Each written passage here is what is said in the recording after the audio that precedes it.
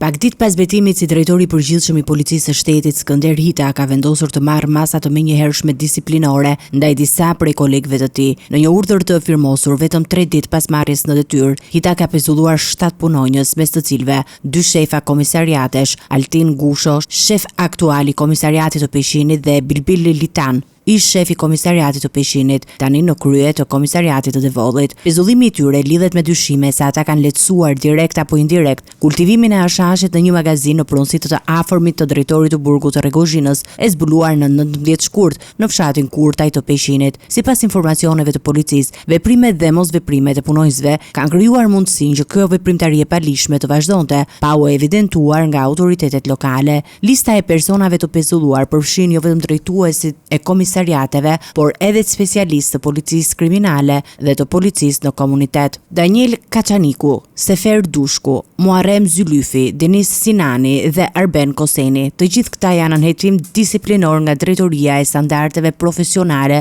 për mosbatim të hapur të detyrave ligjore dhe funksionale, një procedurë që mund të sjellë masa të tjera administrative ose ligjore në varësi të rezultatit të verifikimeve. Drejtori Hita ka deklaruar se veprimet e tij janë të qarta dhe të palëkundura. Lufta kundër korrupsionit dhe krimit nuk do të kursejë asnjë punonjës, pavarësisht pozicionit që mbajnë brenda institucionit. Ky aksion vjen vetëm disa ditë pas marrjes së drejtimit të policisë së shtetit dhe sinjalizon një fillim të ri e të qartë në përpjekjet për të rritur përgjegjësinë dhe integritetin e uniformave blu në të gjithë vendin.